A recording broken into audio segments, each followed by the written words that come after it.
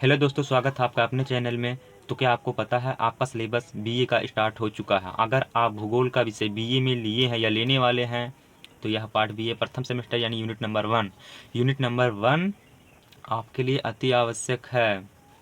तो अगर आप चैनल पर नए हैं तो चैनल को सब्सक्राइब कर ले, जिससे मैं एक एक चीज़ अगर आप बताऊं तो आपको क्रम से मिलता रहे। तो बीए फर्स्ट ईयर है।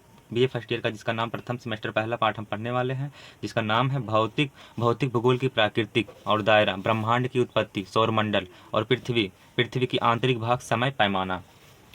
आप देखोगे कि जैसे देखो, आप जब क्लास 12 में थे तो आपको ये सब चीज़ें ना 5 से 6 चैप्टर के अंदर पढ़ने को मिलता था। पर यहाँ आपको एक ही यूनिट में पढ़ना है, तो जाहिर सी बात है इसमें आपको ज़्यादा पढ़ना पड़ेगा, तो वीडियो ज़्यादा देखना होगा। आगे तो इसी क्रम से पढ़ना है। ठीक, इतना समझ में आ गया। आगे देखते हैं इसके भौतिक भूगोल का अर्थ एवं विषय क्षेत्र। इसके विषय क्षेत्र को देखते हैं। तो यह आपका जो सिलेबस है जिसका नाम है भौतिक भूगोल, तो सबसे पहले इसमें समझना है भौतिक भूगोल। तो भौतिक भूगोल दो प्रमुख शाखाओं में से एक प्रमुख महत्वपूर्ण शाखा है, जिसका अर्थ होता है फिजिकल यानी चलने वाले समय में उनके बारे में समझना, तो यह हमारा भौतिक भूगोल कहलाता है। भौतिक भूगोल यानी जो सारी चीज़ें हम अपने चारों ओर, पहाड़, नदी, पर्वत, बादल, आसमान, समुद्र, पृथ्वी, मतलब चारों ओर अपने आंखों से जहाँ तक देख सकते हैं, जो चारों ओर से घिरा हुआ मौजूद है, वह सारी चीज़ें भौतिक भूगोल के अंतर्गत आती हैं, जिसके अंतर्गत पूरी पृथ्वी समा जाती है। यानी जिन चीज़ों से पृथ्वी पर हम अपने संबंध को रखते हैं, चाहे वह जिस धरती पर हो, जिस वायु में सांस ले रहे हो, जिसे देख रहे हो, जिसे टच कर रहे हो, जिसके सोच रहे हो, यानी ये सारी चीज़ें जो नहीं है भौतिक भूगोल के अंतर्गत आती हैं। तो जाहिर सी बात है, अगर देखो आपको एग्जाम में प्रश्न किया जाएगा तो कैसे किया जाएगा। तो भाई तुम लोगों से जब भी प्रश्न किया जाता है, जैसे भौतिक भूगोल की प्राकृतिक विषय क्षेत्र का विस्तृत वर्णन करो, तो ये आपको मैंने बोला उससे सोचकर समझकर लिख दो। दो विद्वानों को मत लिखना पड़ेगा, बस हो गया। तो हम विद्वानों को परिभाषा देखते हैं, जो कि बहुत ज़रूरी है। यह बहुत मायने रखते हैं। आपको दो विद्वानों की परिभाषा याद करके तैयार होना पड़ेगा। मैंने 4 विद्वानों की परिभाषा लिखा है, और 2 के अगर आप लोग भूल जाते हो तो आपको 2 का याद रहेगा। ठीक, कितना कन्फर्म है, इतना समझ में आ गया। अब हम लोग परिभाषा को देखते हैं। तो हमारे पहले विद्वान कौन से हैं? आर्थर होम्स जी। तो आर्थर होम्स जी बोलते हैं भौतिक पर्यावरण का अध्ययन ही भौतिक है, जो कि ग्लोब के धरातलीय उच्चारण, भू आकृतिक विज्ञान, सागरता, महासागरों, समुद्र विज्ञान, वायु जलवायु विज्ञान के विवरणों का अध्ययन है। यानी हमारे चारों तरफ जो आवरण है, जो भी चीज़ें हमें चारों तरफ से कनेक्टेड हुई हैं, उन्हीं चीज़ों का अध्ययन ही भौतिक भूगोल है। चाहे वह पृथ्वी, आकाश या आकाश के अंदर की चीज़ें हो, यह सब सारी चीज़ें भौतिक भूगोल है, जो कि ग्लोब के उच्चावर यानी हमारे पृथ्वी के ऊपर के भाग, जो धरातली उच्चावर, जिसे आपको भू आकृतिक विज्ञान यानी ज़मीन के बारे में पढ़ना है। दूसरा क्या है? सागर और महासागर। यानी आप, ये क्या है? सागर और महासागर। यानी आप जानते हैं कि पृथ्वी है, पृथ्वी के अंदर क्या है? द्वीप, महाद्वीप, सागर, महासागर भी हैं। दोनों बहुत इंपॉर्टेंट हैं, और दोनों भौतिक भूगोल में ध्यान में पहले धरातली भाग यानी महाद्वीप, अब दूसरी चीज़ महासागर, जिसको समुद्र विज्ञान के अंतर्गत रखते हैं। ठीक है, आगे देखते हैं। वायु, जिसमें हम सांस लेते हैं, वायुमंडल का अध्ययन। और अगली चीज़ जलवायु, जिसके अंतर्गत हम जानेंगे क्या, क्यों ठंडी पड़ती है, क्यों गर्मी पड़ती है, क्यों वर्षा होती है, क्यों दुनिया के जगह जगह के जलवायु पाए जाते हैं, क्या रीजन है, पृथ्वी की इनके पीछे आंतरिक शक्तियों का क्या कारण है। सभी विवरणों का अध्ययन करना भौतिक भूगोल है। अब अगले विद्वान की तरफ देखते हैं, जिनका नाम है इमैनुअल कांट। तो भौतिक भूगोल विश्व के ज्ञान का प्रथम भाग है। यह वास्तव में सारभूत प्राथमिक तत्व है, जिसके द्वारा विश्व के वस्तुबोध का समझा जा सकता है। ये आर्थर होम्स तो हो गए। अब इमैनुअल कांट जी का हम बात करते हैं। इमैनुअल कांट जी बोलते हैं कि भौतिक भूगोल विश्व के ज्ञान का प्रथम भाग है। यानी आप विश्व के ज्ञान को जानने वाले हैं, वातावरण को जानने वाले हैं, तो आपको भौतिक भूगोल आपके लिए पहला पार्ट होगा, जिसे आप समझ सकते हैं। और एग्जाम्पल बताऊं तो यह है, मान लीजिए पेन। पेन क्या? पेन, हाँ यार यह पेन ही तो है। फिर हम इसे टच करेंगे, हाँ ये सॉलिड है, कच्चा है। फिर हम इसको देखेंगे, ये कौन कौन से मटेरियल से बना है, इसमें क्या क्या चीज़ है, किस किस अनुपात में लिया गया होगा।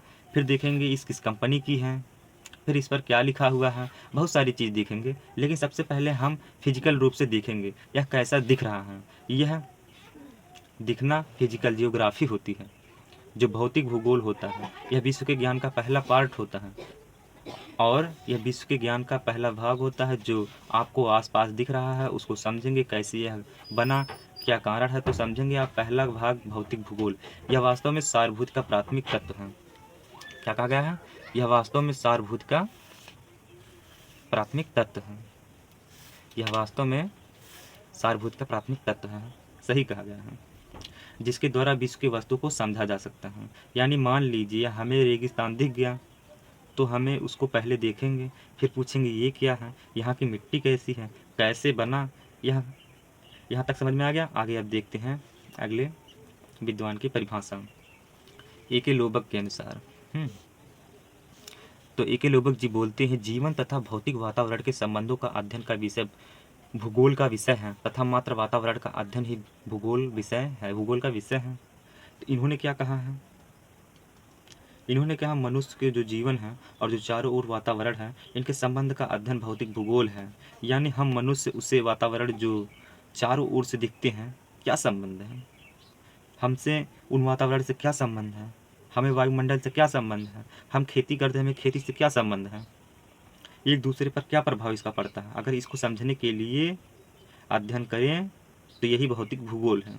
यानी जो चीज़ें हमें दिख रही मात्र उसी का अध्ययन भौतिक भूगोल है, चाहे वह सूर्य हो, चाहे चाँद हो, चाहे वह तारे हो, चाहे अंतरिक्ष हो। मनुष्य से जो भी कनेक्टेड है वह भौतिक भूगोल के अंतर्गत आता है। तो अगला है चौथा, टार वान एंजिल के अनुसार भौतिक भूगोल के अंतर्गत पृथ्वी के भौतिक स्वरूपों तथा उनके मानव पर प्रभाव का वर्णन किया जाता है। इन्होंने इतना कहा है। यहाँ तक समझ में आ गया। अब आगे देखते हैं इनके बारे में। इन्होंने लगभग सेम चीज़ बोला है कि पृथ्वी का जो भी स्वरूप है, पृथ्वी और मनुष्य पर क्या प्रभाव पड़ता है, इस चीज़ का अध्ययन भौतिक भूगोल के अंतर्गत किया जाता है। यह बात बिल्कुल सही कहा गया है। इस तरह से विद्वानों ने परिभाषित किया है, और हम भौतिक भूगोल को परिभाषित कर सकते हैं कि भौतिक भूगोल एक ऐसा भूगोल है, ऐसा ज्ञान है जिनमें पृथ्वी का उन सभी चीज़ों का अध्ययन करते हैं जो पृथ्वी के चारों ओर मौजूद है, और मनुष्य से उस पर क्या प्रभाव पड़ता है। अब बात करते हैं इसके विषय क्षेत्र पर। तो विषय क्षेत्र यह रहा, इसका क्या है, ये विषय क्षेत्र। देखो पहले सिंपल सी एक चीज़ समझ लो कि पहले आप एक सिंपल सी चीज़ को समझ लीजिए, फिर आपने इसकी परिभाषा को समझना, जिसके तहत आपको बहुत सारी चीज़ें समझ में आ गई। देखो आपने इसको परिभाषा के समझा, आपको बहुत सारी चीज़ समझ में आ गया होगा। तो देखो इसके विषय क्षेत्र की बात करो तो यह बहुत बड़ा है। कैसे, जानिए इस वीडियो में। आगे देखते हैं। हमारे जो ग्लोब है, पृथ्वी, यह पूरी तरह से भौतिक भूगोल के अंतर्गत आती है। हमारी जो पृथ्वी है भौतिक भूगोल के अंतर्गत आती है। पृथ्वी पर कौन कौन सी चीज़ें कहाँ कहाँ पर है, ऊपर कौन कौन सी चीज़ें हैं, पृथ्वी के नीचे कौन सी चीज़ें हैं। तो भौतिक भूगोल के अंतर्गत इन सारी चीज़ों का अध्ययन करना पड़ता है। इनमें सबसे पहले उन सभी चीज़ों का अध्ययन करना पड़ता है जो वह पर्वत, पठार, महासागर, जलवायु, वायुमंडल, ये सब क्या हैं, ये सब जो दिख रहे हैं, वनस्पतियाँ, इन सभी का अध्ययन क्रमशः करना पड़ता है, जिसके तहत इसका विषय क्षेत्र लंबा पड़ जाता है। अब बहुत सारी चीज़ें जब इकट्ठा में अध्ययन करना पड़ेगा तो लंबा पड़ेगा ही भाई, ये तो सिंपल सी बात है, जाहिर सी बात है। तो भौतिक भूगोल का जो विषय क्षेत्र हम देखते हैं, इसमें 3 श्रेणियों में बांटा गया है। पहला है प्राथमिक श्रेणी के उच्चावच, दूसरा है द्वितीय श्रेणी के उच्चावच, और तीसरा है तृतीय श्रेणी के उच्चावच। तो सबसे पहले हम समझेंगे प्राथमिक श्रेणी के उच्चावच। तो प्रथम श्रेणी के उच्चावच में हम महासागर, महाद्वीप, जिसमें यह जानेंगे यह कैसे बना, यहाँ पर क्या है और इनका क्या कैसे जन्म हुआ, बहुत सारी चीज़ों को जुड़ी हुई हैं। जैसे वैगनर्ड का सिद्धांत हम पढ़ेंगे, प्रथम श्रेणी के अंतर्गत उच्चावच में पढ़ेंगे ये सब। और द्वितीय श्रेणी के उच्चावच में हम क्या पढ़ेंगे, द्वितीय। हमें पृथ्वी के, इसमें देखो पृथ्वी पर यानी पृथ्वी के धरातल पर मनुष्य जो चारों तरफ देखता है वो सब पढ़ेंगे। जैसे वैगनर्ड का सिद्धांत हो गया, महाद्वीप, महासागर, ये सब पढ़ेंगे। लेकिन द्वितीय श्रेणी के अंतर्गत पृथ्वी के अंदर का, कहाँ, द्वितीय श्रेणी की उच्चावच के अंतर्गत हम पढ़ते हैं कि पृथ्वी के अंदर का जो चीज़ें दिखाई देती हैं उनके पीछे रीजन क्या है, कैसे बने, ये कैसे, इनका बाहरी प्रभाव क्या प्रभाव पड़ता है। मान लीजिए हिमालय, ये कैसे बने, क्या रीजन है, ऐसे पहाड़ कैसे बने, त्रिभुजाकार पहाड़ क्यों बने, क्यों नहीं ऐसे पहाड़ बने होते वर्गाकार। मान लीजिए हम हिमालय कैसे बने, क्या रीजन है, समुद्र क्या है, कैसे बने, क्या कारण है, इन सब के पीछे पृथ्वी की आंतरिक शक्तियों का क्या कारण है, जानेंगे। हिमालय प्रतिदिन में बदलाव 1 इंच बढ़ता रहता है, जिसके पीछे पृथ्वी की आंतरिक शक्ति का कारण क्या है, हिमालय का निर्माण कैसे हुआ, इसके अंतर्गत हमें द्वितीय श्रेणी के उच्चावच में पढ़ना होगा। और तृतीय श्रेणी के उच्चावच, तृतीय श्रेणी के उच्चावच के अंतर्गत पृथ्वी के ऊपरी भाग यानी जलवायु, पृथ्वी के ऊपरी भाग जलवायु के बारे में पढ़ेंगे, बादल के बारे में पढ़ेंगे, और आसमान के बारे में पढ़ेंगे, सूर्य के बारे में पढ़ेंगे, चंद्रमा के बारे में पढ़ेंगे, इन सभी चीज़ों के बारे में पढ़ेंगे। तो इस तरह से हमारा भौतिक भूगोल कंप्लीट हुआ।